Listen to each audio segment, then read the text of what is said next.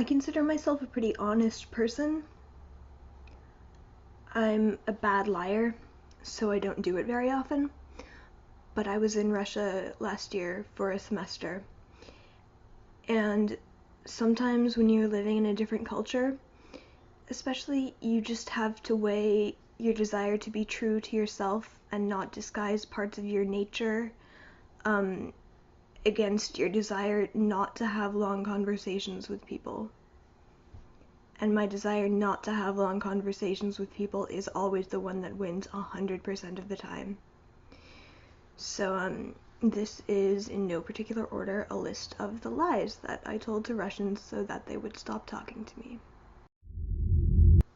Obviously, the big one is that a lot of my older teachers assumed that all of us were going to grow up and get married to men and, have children.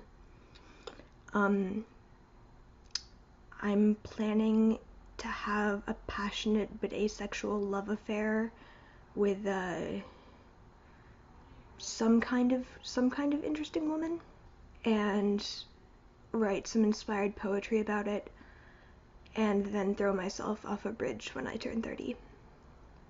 So I didn't tell them any of that. I also had to write an essay about my future wedding. So that I was pretty honest. Like, I said that I wanted it to be in a graveyard on Halloween, and I would be wearing a secondhand wedding dress that I got for cheap because someone was killed in it. And that instead of wedding rings, we would have matching gravestones. I just kind of left out the whole gender thing.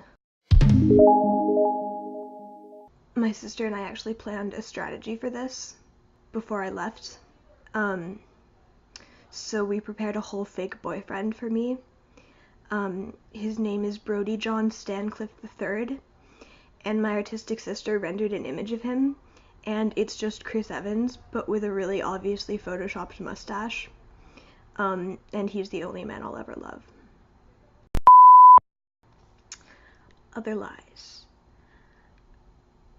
I don't know what I want to do with my life after this, but I'm thinking of going into literature translation. Because you can't actually say, I want to work for the State Department without things getting, like, a little bit awkward. In conjunction with that, anytime anyone brought up politics, I would just say that I don't really follow politics, and I think we should all just hold hands and sing Kumbaya and be friends. Which, I mean, I guess theoretically we should, but I had to lie and say that I had no mental health issues whatsoever, because we had to write essays every week about a field trip that we went on as a collective group. So they would be about the subject of the field trips, like if it was a castle or a ballet or whatever. But they didn't have to be, like, boring Wikipedia summaries. Like, they said that we could get creative and write a story about it. So I did that, and I thought it would be funny if, for every field trip, I wrote a third-person story about me dying on the field trip in field trip-specific and increasingly ridiculous ways. Like, I once got knocked over by a security guard and cracked my head on the floor when someone was trying to steal a chair from a castle. Or, like, a drunk guy put his cigarette out in a glass of beer and it caught fire, and then my hair caught fire and I died. Because I thought that was really funny, and our program director, who is an American, also thought that was really funny, but it turns out that the Russians don't think that's funny.